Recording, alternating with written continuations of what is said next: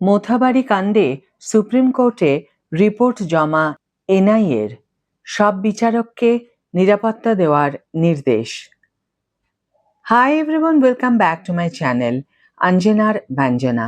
বন্ধুরা, তোমাদের সকলকে আমার এই ছোট্ট ইউটিউব চ্যানেলে স্বাগত জানাই। পশ্চিমবঙ্গে নির্বাচন শেষ না হওয়া পর্যন্ত বিচারকদের যথাযথ নিরাপত্তা ও সুরক্ষা দিতে হবে। মালদহের মোথাবাড়ি কাণ্ডে এমনই নির্দেশ দিল সুপ্রিম কোর্ট। এদিন মোথাবাড়ির ঘটনায় তদন্তের অন্তর্বর্তী রিপোর্ট শীর্ষ আদালতে জমা দিয়েছে জাতীয় তদন্তকারী সংস্থা অর্থাৎ এনআইএ। কেন্দ্রীয় তদন্তকারী সংস্থার রিপোর্টে তদন্ত কতদূর এগিয়েছে তা জানিয়েছে। এদিন মোথাবাড়ি কাণ্ডের শুনানি চলাকালীন সুপ্রিম কোর্টের প্রধান বিচারপতি সূর্যকান্ত জানিয়েছেন, নির্বাচন শেষ না হওয়া পর্যন্ত আমাদের জুডিশিয়াল অফিসারদের নিরাপত্তা নিশ্চিত করা প্রয়োজন। রাজ্যের কয়েকটি জায়গাকে এরিয়া অফ কনসার্ন অর্থাৎ উদ্বেগজনক ক্ষেত্র হিসেবে উল্লেখ করেছেন প্রধান বিচারপতি। তিনি আরও জানান, আমরা জাতীয় নির্বাচন কমিশন এবং রাজ্য সরকারকে নির্দেশ দিচ্ছি জুডিশিয়াল অফিসারদের যে নিরাপত্তা দেওয়া হয়েছে তা যেন প্রত্যাহার করা না হয়। আমাদের অনুমতি ছাড়া অথবা গোটা নির্বাচন প্রক্রিয়া শেষ না হওয়া পর্যন্ত নিরাপত্তা বজায় থাকবে। তাঁদের প্রয়োজনীয় থ্রেটের জায়গা বিচার করে প্রয়োজন মতো নিরাপত্তা দিতে হবে। সোমবারই এনআইএ এই ঘটনার অন্তর্বর্তী তদন্তের রিপোর্ট শীর্ষ আদালতে জমা দিয়েছে। সেই রিপোর্টে তদন্তের অগ্রগতি, জিজ্ঞাসাবাদ এবং নতুন করে গ্রেফতারের বিষয়ে বিস্তারিত তথ্য দেওয়া হয়েছে।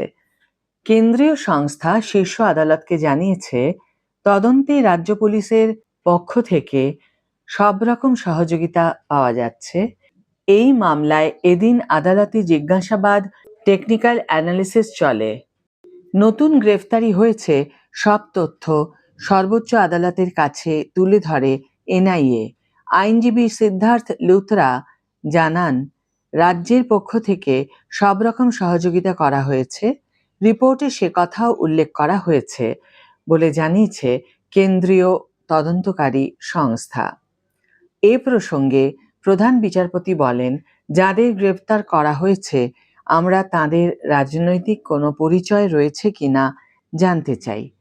এনআইএ যেন এই বিষয়টিকে একাডেমিক এক্সারসাইজ হিসাবে যেন না দেখে। আমরা কোনো একাডেমিক এক্সারসাইজ হিসেবে রাখতে চাই না। আমরা এর গভীরে পৌঁছতে চাই। মোথাবাড়ি কাণ্ডে এনআইএর জমা দেওয়া টেকনিক্যাল অ্যানালিসিস এবং নতুন তথ্যের উপর ভিত্তি করে মামলার পরবর্তী গতি প্রকৃতি নির্ধারিত হবে। আপাতত ভোটের আবহে বিচারকদের সুরক্ষা সুনিশ্চিত করার বিষয়টিকেই সবচেয়ে বেশি গুরুত্ব দিচ্ছে শীর্ষ আদালত। আজকের ভিডিও এখানেই শেষ করছি বন্ধুরা। ভিডিওটি যদি কার্যকর বলে মনে হয়ে থাকে তাহলে অবশ্যই একটি ছোট্ট করে লাইক দিও, শেয়ার করো বন্ধুদের সাথে, কমেন্ট করে জানিও তোমাদের মতামত। যারা এখনো আমার চ্যানেলটিকে সাবস্ক্রাইব করোনি তারা অবশ্যই চ্যানেলটিকে সাবস্ক্রাইব করে আমার পাশে থেকো। আর যারা অলরেডি সাবস্ক্রাইব করে দিয়েছো তাদের জন্য আমার অনেক ভালোবাসা এবং অনেক ধন্যবাদ। আজ তাহলে বিদায় বন্ধু, দেখা হবে পরের ভিডিওতে। ভালো থেকো, সুস্থ থেকো, সঙ্গে থেকো।